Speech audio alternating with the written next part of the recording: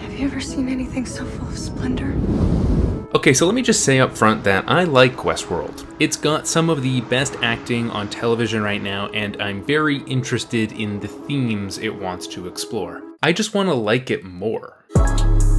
Because it can be a frustrating show to watch for a lot of reasons, but with this video I don't want to just snipe at the show's faults, I also want to look at ways the show can improve. And I think it's a good time to do so considering the fact that the season 2 finale basically leaves the door open for the showrunners to completely reinvent the story they're telling. That's your spoiler warning. But first, here's what this video is not about. It's not about the show's challenging narrative structure or its use of multiple timelines or its love affair with plot twists. Those definitely matter and are a little overdone this season, I think, but they're also sort of woven into the basic appeal of the show. They make the story difficult to engage with emotionally, but compelling as a puzzle that the viewer has to solve. Basically, that criticism of the show is that it's too complicated. My criticism is that the show is actually too simple, because Westworld is, at least in season 2, very limited as an ensemble.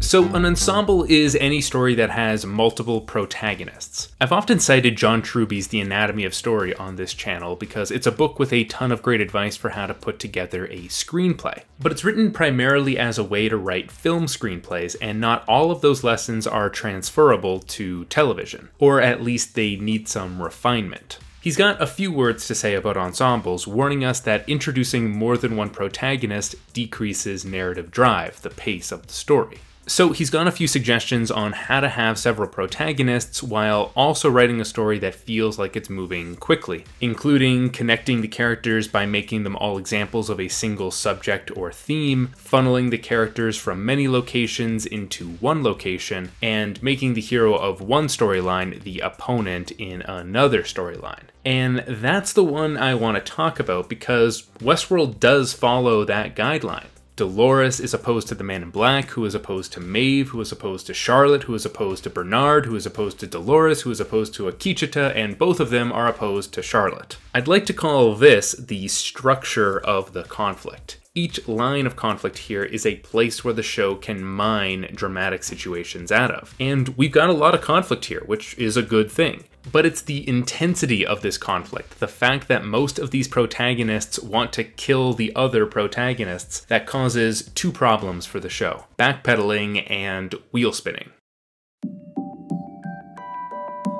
So Maeve and the Man in Black are about to face off, once and for all. Nearly 2 seasons of setup has prepared us for this inevitable moment. One of them is going to kill the other. Even when Lawrence intervenes, it's still a question of which one will die. She reminds Lawrence of how the Man in Black has treated him, and suddenly we have 3 character arcs hitting a crescendo at once. This is great stuff. And then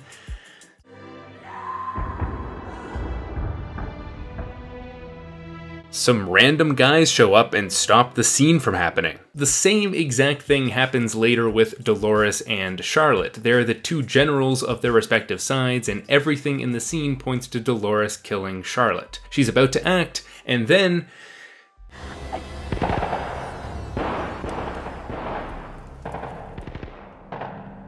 Go. some random guys show up and stop the scene from happening. She's even about to do it a second time when there's another interruption from her father, which is at least more character motivated than the first interruption, but at that point the constant interruptions have become comical. There's a word for this. It's called plot blocking.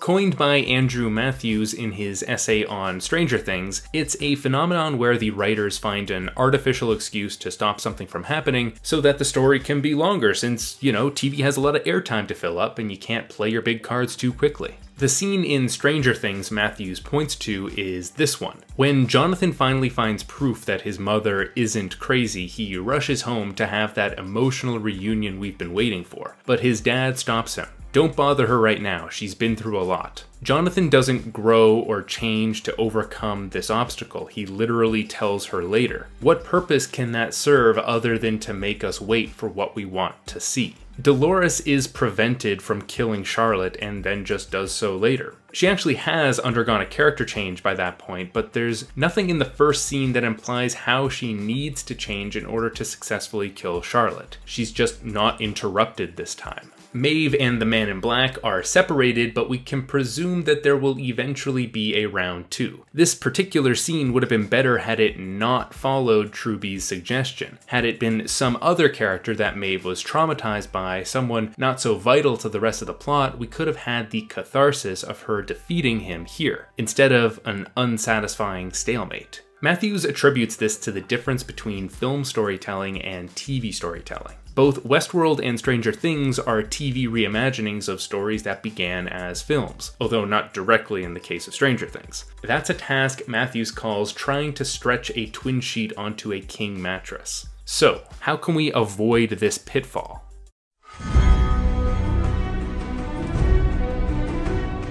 Well, since the show was designed to be the next flagship show for HBO after Game of Thrones, let's take a look at how that story structures its conflict. And I think it's a fair comparison since Game of Thrones is also about various factions fighting over control of a region. In Game of Thrones, there is a clear divide between what we can call the macro-level conflict of war between the various royal families and the micro-level conflict of the individual plot lines. The Starks want to overthrow the Lannisters is a macro-level conflict. The Starks are in conflict with the Karstarks over how to defeat the Lannisters is a micro-level conflict. Or more broadly, macro-level conflicts are usually conflicts between enemies, and micro-level stories are between presumed allies with differences of opinion. The macro-level conflict provides the motivation for a lot of the story, but the characters that want to kill each other are kept far away from one another. They're practically on different planets. Martin is funneling the characters together like Truby suggests, but he's only doing that at the end of the series, not at the end of every installment, which helps him avoid a lot of the problems outlined here. And because he's got so much conflict to work with on both the macro and micro levels, he can drop a whole plotline by killing off a main character and still keep the story going. Westworld, on the other hand, relies almost entirely on these 4 characters. It nearly writes out 3 of them this season, but all are revived in some way. The Man in Black miraculously survives a gajillion bullet wounds, Dolores is brought back in a new body, and hints are given that Maeve will come back too. Unlike Game of Thrones, Westworld doesn't know which parts of its story on the macro level it can lop off and still keep going. The other lesson I wish this show would take from Game of Thrones is in how much conflict there is in the micro-level stories. Every protagonist is surrounded by allies, advisors, and opponents that provide a deep well of drama to draw from. Westworld usually follows the squabbles of 2 characters while they are walking somewhere. This is the second and more important problem with how the show has structured its conflict because it leads to a lot of Westworld scenes feel like scenes we've already seen before on Westworld. And while that may be a meta-commentary on the robots living life on a loop, repetition gets old quick in a story. Bernard will learn something on a computer, realize he needs to go to a different computer to learn the next part of the story, and then he goes to that computer, realizes he needs to go to a different computer to learn the next part of the story, and then he goes to that computer. Scenes with the Man in Black involve him sitting around for a few minutes and then murdering everyone else in the scene. Dolores likes to get real up and close with people while monologuing about free will. And then there's Maeve's storyline, which... yikes. She is the show's best character, but she spends half of the season doing nothing but walking as more and more superfluous characters join her group. And then for 3 episodes, she's lying on an operation table. The only conflict in that plotline is between Maeve and Sizemore, which is okay. Like, it is a conflict with growth and character change, but it's also pretty slight. Like, the he was a coward and then he did something brave storyline shouldn't take 10 episodes to tell. I mean, what about all of these other characters? Why not tell a story that involves them as more than just background noise? Or maybe have her find her daughter earlier on and have her deal with the interesting philosophical dilemma of meeting her own replacement. Wheel spinning happens in a story when writers have to find something for a character to do before actually arriving at the main story. And there's a lot of wheel spinning in Westworld because the show doesn't have much interest in developing any of the characters outside of the main 4 or 5, but it also can't put them in a scene together lest they kill each other, so they all just wander around separately until the finale. Keeping them apart is fine, that's what I'm arguing for earlier, but the show needs more character-centric drama between the characters who are allies to fill up that time. So I hope that when Westworld returns, that it can keep the macro-level conflicts separate from each other in a way where they still influence one another in subtle ways instead of colliding in unsatisfying standoffs, and that it can add more gradations of conflict to each of the micro-level plot lines. And I think if it did so, it wouldn't have to rely so heavily on obscurantist narrative tricks and could put more focus on telling stories that are compelling in their own right. Westworld isn't yet the best show on television, but it absolutely can be. My hope for every episode of the show is that when it ends, the only thing I can say is, Have you ever seen anything so full of splendor?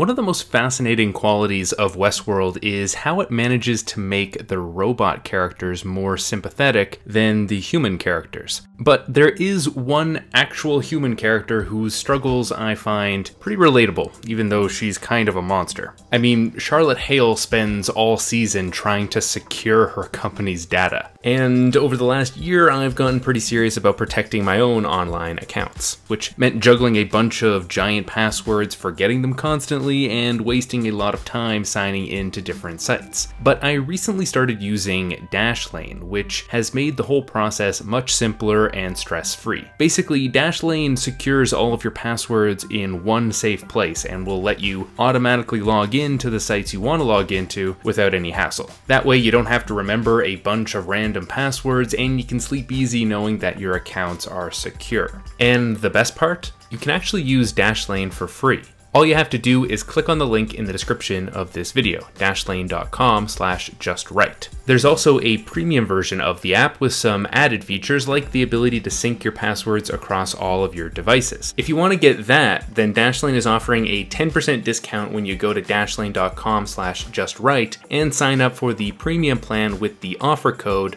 JUSTRIGHT. I want to thank Dashlane for sponsoring this video, I want to thank you for watching it, and for my patrons for supporting this channel. Keep writing, everyone.